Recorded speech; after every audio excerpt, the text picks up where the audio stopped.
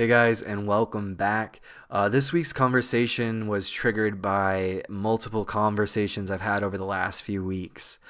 These conversations have been with different people, different individuals that live very different lives, very different spiritual beliefs, very different theological understandings, very different ways of expressing themselves as a person and in their human story.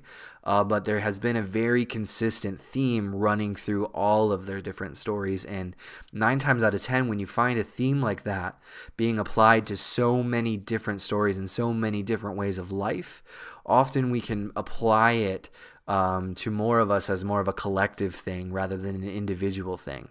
And so I just wanted to take a second and address what's been going on, what we've been talking about.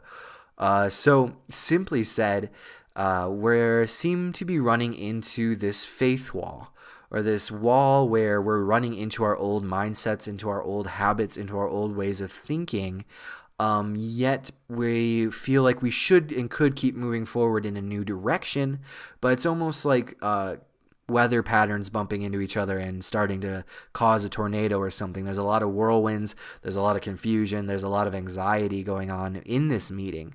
And so I just thought it would be really cool to give it some context and to talk about what it is and what's maybe going on for everybody. The tool by which we're going to use, we're going to bop over to astrology for a little bit. We're going to talk about what's going on up in the stars, what's going on up in the skies. If astrology is not your bag, if it's not your thing, just think about it as we're talking about it's a metaphor or it's a myth. We're going to use characters like Jupiter and Scorpio, so we can really just put all of that aside and just look at this as a metaphor or a parable for what's going on, okay? And so what's going on up in the skies, simply said, is that Jupiter is going retrograde through Scorpio. And what Jupiter going through retrograde in Scorpio means, all right, let's break it down. So Jupiter is the planet or the representation of potential. He is the oak tree that's still inside the acorn. He is the untapped well, the spark that can light the fire. He is the potential of a situation, the potential of a new life or new relationship or whatever segment of life he happens to be walking through.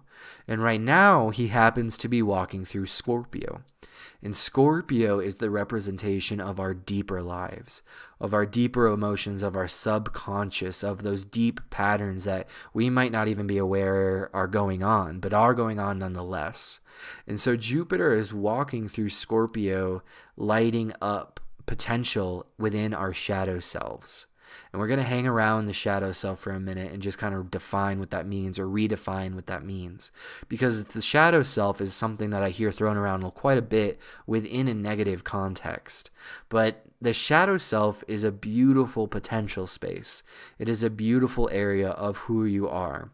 Simply said, the shadow self or the shadow side of yourself or your life is the part of yourself or your life where it is dark, where you don't let yourself touch it with your light.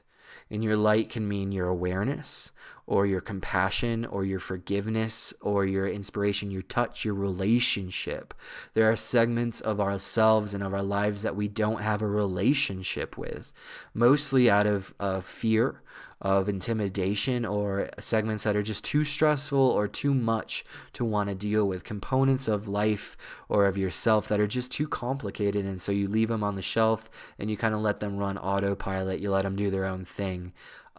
But that is still part of you, and that is still part of your life. It just doesn't have the benefit of your love or your awareness. And we all have shadow selves. We all have segments of ourselves that we don't acknowledge or we don't even know are there. But what's happening is that Jupiter is taking a stroll through these things and pointing them out. Or God is pointing out these aspects of ourselves that have potential, that you didn't let yourself notice as potential, that you have just kind of let be there. I'm going to bop over to my own personal story for a minute just for some context and to illustrate this point a little bit. So in my world, I've kept money and I've kept finances in my shadow. I have had a negative relationship with the idea of money, with the idea of finances. I haven't wanted to include it in my day-to-day life because I don't like it. I've been able to pay my bills. I've been able to, get what needs done, but I've never flourished. I've always kind of struggled, and I've always had to just deal with it. I appease the money play, but I don't indulge in it, and I don't pay much attention to it because I don't like the stress that comes with it. And so it's been untapped potential. And for the last few weeks, it woke back up, and I was able to see, like, dude, there's so much more here that you could have. If you let this seedling, if you let this little sprout into your light, into your awareness, you can really grow something beautiful here. And it doesn't just apply to finances. This is something that can apply to your relationships. How much love are you capable of comfortably giving to someone else? Is there more potential there for you to give more? And likewise, how much love are you capable of receiving for yourself? And is there potential to receive more? You find it in healing modalities and creative expressions, in a general life purpose in your faith relationship. We're finding parts of ourselves that have more potential than we have let them hold. Okay? And that's amazing. And a lot of times we're quick to jump at it. We're quick to say, you know what? Yeah, I do deserve more money. I do deserve a healthier relationship. I do deserve a creative expression. I do deserve these things, and I would love to be blessed in that way. And so we like the idea of it. And so we decide to move forward. And what happens when we decide to move forward is so interesting, because it really shows that we, as much as we are spiritual beings, we are very much physical beings. Because what happens is you're really literally, on a very literal physical scale, you're choosing to rewire your brain. You're choosing to rewire the way you think. You're choosing to implement and create a new life set that now includes things that you used to choose to ignore. You're bringing it in. You're bringing it into your awareness. You're looking around with this stuff in mind. And so you're going to bump into situations where it used to not be in your mind, or it used to be there negatively. So in my own money story, let's bounce back over there. In my own money story, I decided, you know what? Hell yeah. Hell yeah, I'm going to be blessed in my monetary life, and I'm going to be fruitful, and I'm going to be abundant. And then I come into financial interactions, or I come into my bill situations or job opportunities, where though I want to carry this new fruitful idea forward, I am met with my old mindset of money being a hindrance, of money being a difficulty, of money being something that just is a bunch of trouble, right? And so I'm put in a position where I need to choose something. I need to either choose to hold on to the new potential that God showed me exists, or I need to choose to believe my own old mindsets and my old beliefs. And so I think that that's what's going on with us as a collective, is that we're together coming into this space of choice where you have to believe in the newness, which you have no proof of other than your own inspiration and your own joy or your own belief. Or you can flip back and choose the mindsets that have existed before that inspiration struck you.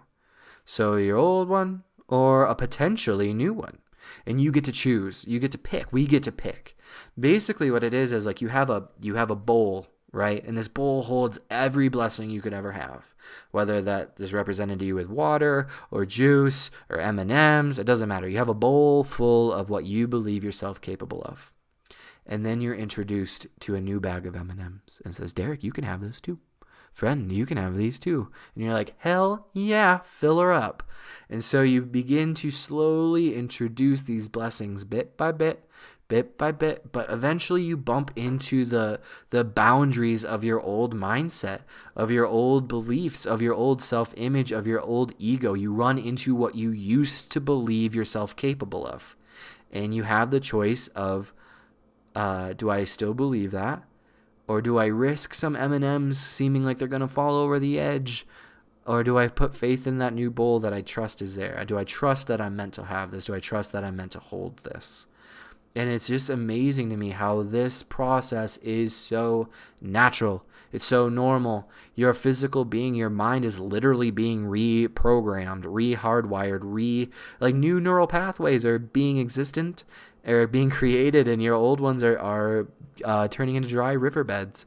And of course that's going to take time, and that's going to take repetition, and that's going to take just a sense of dedication. They say it takes 21 days to create one new habit, but you're choosing, if you choose to, you're choosing to create a new mindset, a new lifestyle. You're choosing to enter into this life with a new idea of what you're capable of having, what you're capable of doing. You're changing the way you relate to yourself. You're loving some bigger part of yourself that hasn't been loved. You're introducing newness into your life, into your family, into your concept of who you are and what you're capable of having. That is not small. That is not small. And so when you run into these old walls or these old mindsets or the old fears or these old limitations, good. It's like growing out of a pair of shoes. You know, they got you through so far, but it's good. You need some new ones anyway. I mean, they were cool last season, but this season there's more in store. I'm worth more than this. I can get the new ones.